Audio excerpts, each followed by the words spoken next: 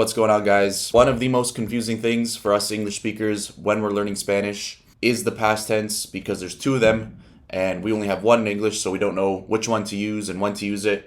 So I've put together an exercise today and we're going to go through it together, and you're going to have to decide whether to use the preterite past tense or the imperfect, and you're going to have to conjugate the verb correctly and get the entire sentence correct. So it's going to test quite a few things: your knowledge of the past, your knowledge of vocabulary, etc. So without further ado, let's get into it. So we're going to go through about 20 sentences. The first one is, we used to return to the same restaurant every anniversary. And just to quickly recap, remember that the preterite is used for past moments or specific events, whereas the imperfect is used for past ongoing actions. So that would be like habitual things, things you used to do, etc. So the first one, we used to return. So the verb in some cases is given. In this case it's given. Volver would be conjugated in the imperfect because of used to. It's something that you habitually used to do. You used to always go to the same restaurant. So we is nosotros volvíamos al mismo restaurante cada aniversario. So it's nosotros volvíamos because we used to return. So that's the imperfect tense.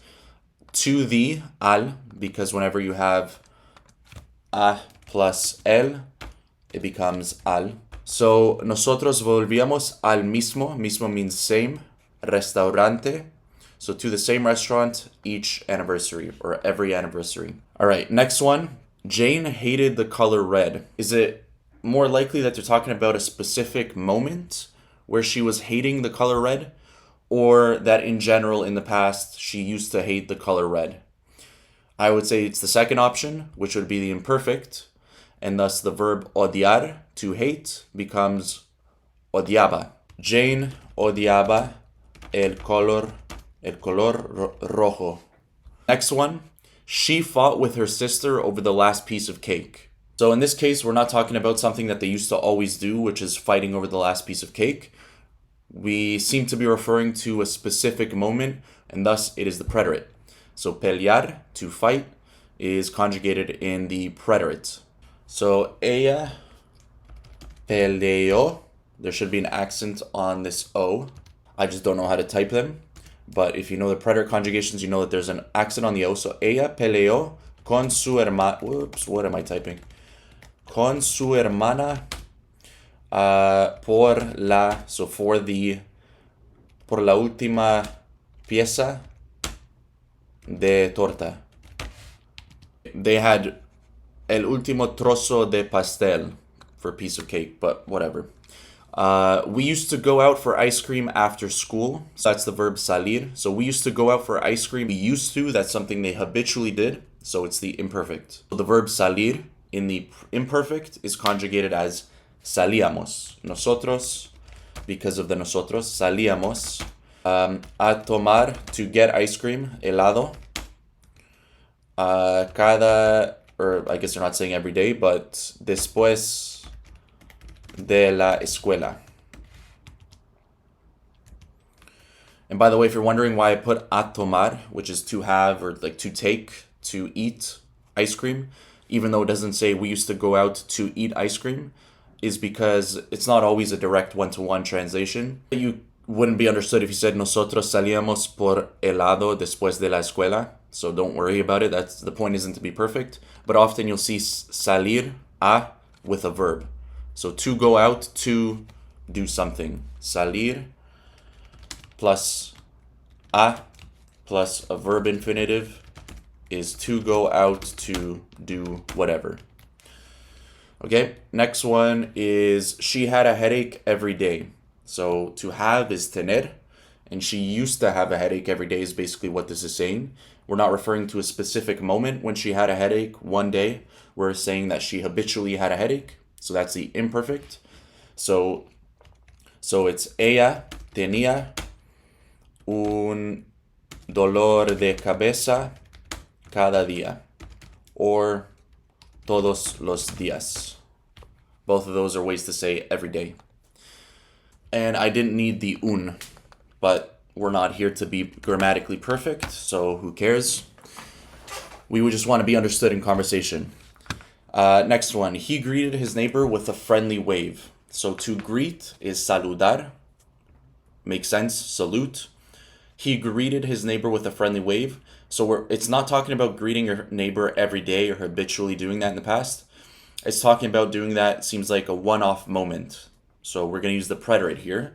So, él saludó a su vecino con un... I don't even know how to say wave. Con un hola amigable. I don't know how to say to wave. Let's see. Él saludó. So they use the preterite as well. Makes sense. A su vecino. Vecino is neighbor. Con un gesto is what they use. So like a gesture. Gesto.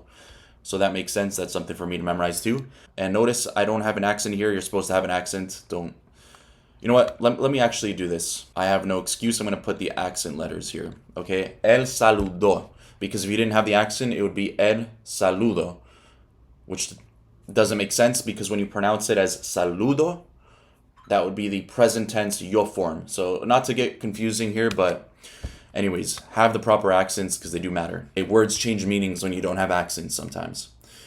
Next sentence is Mickey Mantle used to play baseball for the Yankees. I thought that was going to say Mickey Mouse, so I got confused. But Mickey Mantle, that was a baseball player. He used to play. So the verb jugar, to play. Used to, so it's the imperfect. So jugaba. So Mickey Mantle jugaba so when you say played a sport, you have this al in Spanish for whatever reason. Just memorize it. It's kind of like he played to the baseball. It doesn't make sense in English, but that's just how it is. Jugaba al béisbol para los Yankees. So, by the way, I'm going to come out with a video on por versus para because that's quite confusing even for me to this day. But there are ways to make it more simple. So don't worry about that for now. Next one, all my life I wanted to have a piano. So the verb here is tener, to have. And it's all my life. So it's not one moment where I wanted a piano. It wasn't like one night I wanted a piano. It's my whole life. So it's the imperfect. It's an ongoing thing in the past. In this case, wanting is the thing. So toda mi vida, and it's toda, not todo, because la vida is feminine. So toda mi vida quería. And by the way, I need the accent on the I here. And that's the imperfect conjugation for querer. So quería tener un piano. Okay, we got it. By the way, if I'm going too fast, just pause the video whenever you're writing out the answer. Kind of like I just did there. Anyways, next question is she supported her friend during a difficult time.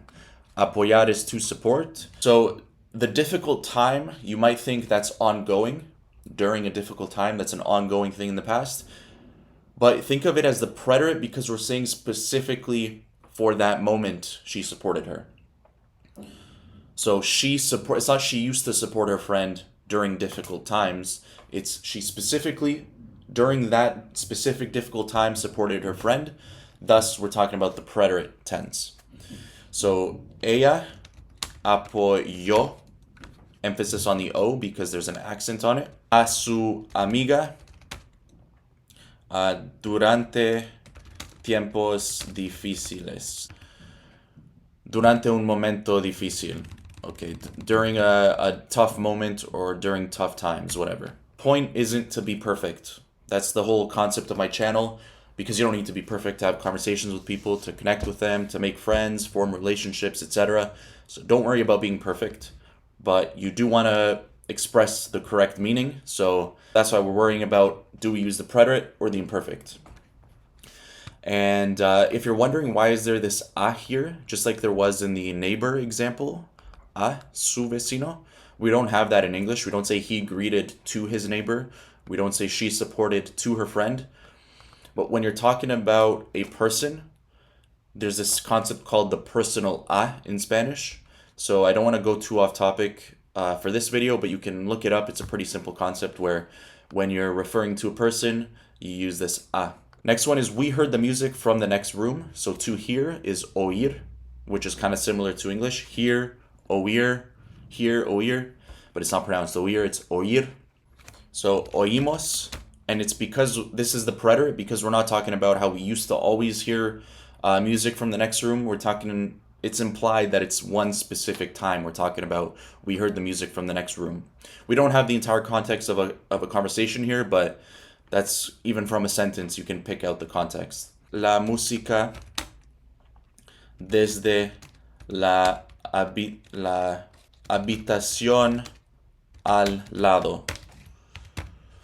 Desde la habitación de al lado. Okay, so maybe it's de al lado, but whatever, who cares? We're not going to go perfectionist mode. Next one is he used to swim in our pool.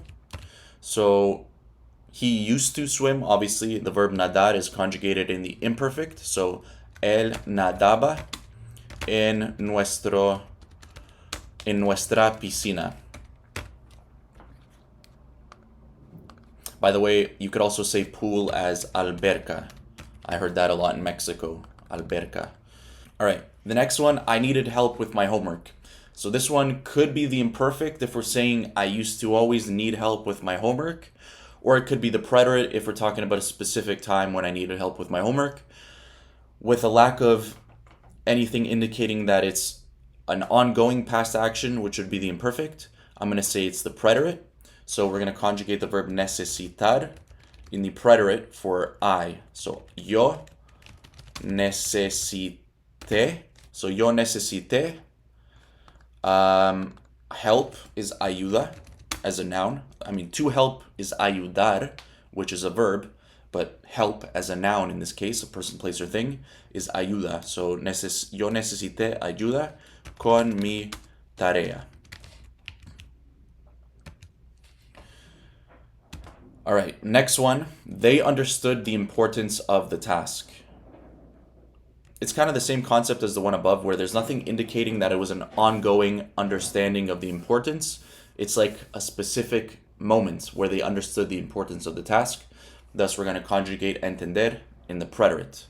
So, ellos entendieron la importancia de la tarea. And interestingly enough, we have the word tarea showing up twice in a row for two different meanings. So really the word tarea is task. And when you think about homework, why is it also tarea? Because your homework is a task. So that's why both of those are tarea. Next one, I had a great time at the party. Great time at the party, that's the preterite. It's a specific moment, a specific event. So yo tuve, it's an irregular conjugation, as are many verbs in the preterite. So there's only one way to get used to it, and that's doing practice questions like this. So yo tuve, like you memorizing a list of the irregular verbs, just looking at it and trying to memorize it isn't going to help. You have to make mistakes actively. So I originally, when I was first learning Spanish, I would have conjugated this as tener, going off the preterite patterns, but that's not how it works. It's tuve. So yo tuve un gran tiempo en la fiesta. Notice in English we say at the party, in Spanish they say in the party, but not to worry if you didn't get that right, because that's not the most important thing here. You would still be understood is my point. So next question, she returned the book to the library. So the verb is volver. It shouldn't be volver. She returned. Volver is to return, but in the case of returning something to a store or the library, it's devolver. So she returned the book to the library. Again, that's a specific moment. You weren't constantly returning books to the library in the past. You just did it this one time that you're talking about. So, or she did it this one time. So, ella devolvió el libro. That's how you say the book. A la biblioteca. Next one. You all knew about the upcoming event. All right, this one's interesting because I would use the imperfect, but when I think about it, why would I use the imperfect? You all knew about the upcoming event. I would say ustedes sabían del próximo, how do you say upcoming? I don't know how to say upcoming, so I'm just going to say próximo, del próximo evento. And they also use the imperfect. And they used próximo as well, actually, so that's good. But the reason why I would use the imperfect, I mean, if we think about it in terms of the preterite is a specific moment, and the imperfect is an ongoing thing in the past, then you knowing about the upcoming event was something that was ongoing for a specific period of time. From the moment I told you about the event to the event, you knew about it. So that's why it's not like a specific moment where you knew. It was an ongoing thing in the past where you knew about the event. So that's why we use the imperfect. Next one, I was going to eat. For anything that's I was going to, or I was doing, or I was eating, or I was whatever, I was blank-ing, use the imperfect. So, yo iba a comer. So in this case, you may be familiar with the voy, or the ir plus a construction, which basically says, I am going to, if it's in the present tense, yo ir, conjugate it for yo in the present tense. So yo voy a comer means I am going to eat. We do the exact same thing in English. I am going, yo voy to a comer, eat. And then also, if we want to say I was going to eat, I was going to eat. It's the exact same thing in Spanish. You take the ir and you conjugate it in the past tense. And you specifically use the imperfect for this construction. Whenever you want to say I was going to do something, you say yo iba, or you are going to, tú ibas. It's always the imperfect. The ir plus a construction. It's very popular in both English and Spanish, and luckily it's the exact same concept. Anyways, that's its own concept, so I don't want to go too deep into that. We've only got a few more sentences left here, so hopefully you're keeping a good score so far. And if not, then hopefully you're learning something. So next one is, they lived an unforgettable experience on their trip. The living of the unforgettable experience was a specific moment, a specific event. So we'll use the preterite here. So ellos vivieron una experiencia unforgettable. To forget is olvidar. So unforgettable is inolvidable. Inolvidable en su viaje. All right, next one. He kissed his wife on the cheek when he came home. That one's simple. That's the preterite. We're not talking about how he used to always do that. We're saying he kissed his wife on the cheek. One-off event, so preterite. So besar in the preterite is él besó with an accent. A su esposa en el how do you say cheek? Cachete. En el cachete. Cuando. Okay, another one. So when he came home. So there's two verbs here that we have to conjugate. Cuando, that's also in the preterite. Not when he used to come home, but when he came home. This one-off time that he came home. So cuando llegó, with the accent, a casa. Okay, next one. He used to be the fastest runner in his school. So obviously used to be is the imperfect. So ser in the imperfect is era. So él era el corredor más rápido en su escuela. Okay, they said de su escuela, of his school. I said in his school, whatever. The same meaning is transmitted. But I will say, notice how in English we have fastest.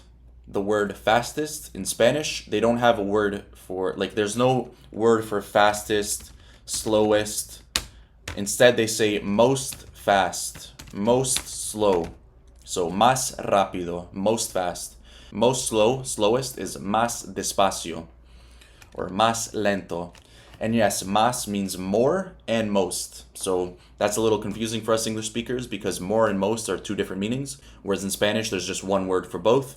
So you have to use context and understanding of what's being said to you to know whether it means more or most. Era el corredor más rápido en su escuela. Su is a possessive pronoun. Anyways, I don't want to keep introducing all sorts of different concepts, so just subscribe to the channel if you have a bunch of questions. I'm going to answer all of them in all my upcoming videos, so don't worry. Next one is the store didn't have the shirt that I wanted. You might think this is the preterite. The store didn't have the shirt that I wanted because it was like a one-off event. You went to the store and they didn't have it. But when you're describing the way things were, you use the imperfect. So if you're describing how things were, so the store didn't have the shirt that I wanted, then you use the imperfect. So la tienda, it's not no tuvo, but no tenía la camisa que yo, and then again the imperfect, quería. So if you're talking about the car was red, you would say el carro era rojo. Era, the imperfect. La tienda no tenía, the store did not have. By the way, I know that one I can see why it's confusing. That's more of something that, rather than like me justifying in my mind why I'm using the imperfect, that's just something I picked up on as I use Spanish more and more. So if sometimes you don't know, you don't really understand why I use the imperfect rather than the preterite, or vice versa, it's not always the rule that I'm mentioning where the preterite is for a past moment/event and the imperfect is for ongoing things. That's the most common way of describing it and the most like consistently applicable rule. But there's always exceptions to rules in any language, so don't get too attached to the rule and be like, well, this doesn't apply, so the rule is garbage, so I need a new rule. It's very difficult to have clean, unbreakable rules in any language. So the main point is to just get familiar with saying things. Don't stick on it for like 15 minutes trying to figure out why it was the tense they used. Just move on, honestly. That's what I used to do. If I got stuck on something, I would just move on. And eventually, you're going to learn enough or just kind of get a feel for it that you won't have that question again.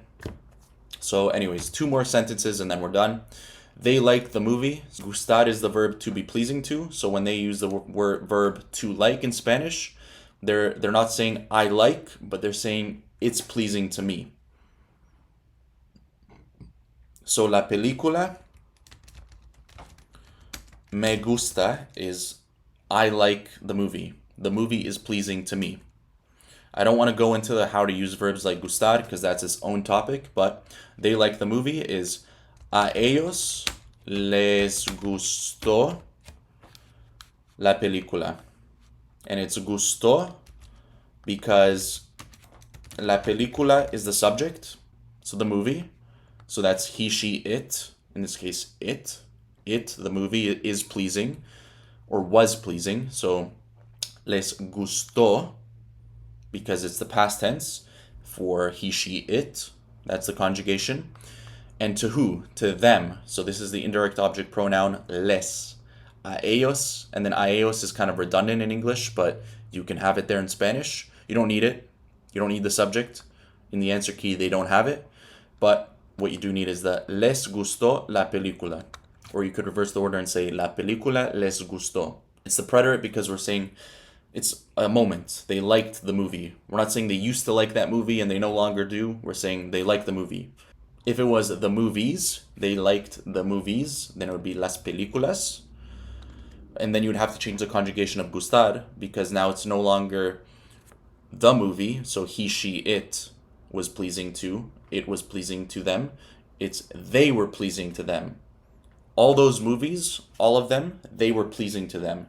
So they were pleasing is gustaron. If that confuses you, I'll come out with a video on verbs like gustar. But yeah, let me undo that though so that we have the correct answer there. A ellos les gustó la película. And then the last one is they used to be able to fix any problem together. So to be able to is poder. I can, I'm able to. Used to be is the imperfect. So ellos podían arreglar cualquier problema juntos. Okay, so this one, ellos podían, let me put an accent on the I. Arreglar, remember in Spanish, when you have 2 verbs in a row, the second one is in the infinitive. Okay, that only doesn't apply when you're using estar plus whatever. I don't want to confuse you. For the most part, 2 verbs in a row, the second one is in the infinitive. So, ellos podían arreglar. Arreglar is to fix. Cualquier means any. And problema is problem. And juntos is together. So, they could fix any problem together. So, I know that was quite a bit at once, but hopefully you got a better feel for when to use the imperfect versus when to use the preterite. I know that I used to be super confused on that when I was first starting out, and only by doing exercises like these did I kind of let that marinate in my mind and actually begin to understand when to use one versus the other. So, anyways, guys, I'm going to be uploading more videos like this to help you learn Spanish. So, if it's your goal to learn Spanish, then subscribe to the channel. I also have a community down in the description, which you can join if you're serious about learning Spanish. And yeah, I'll see you there. Anyways, I'll see you in the next video. Take care.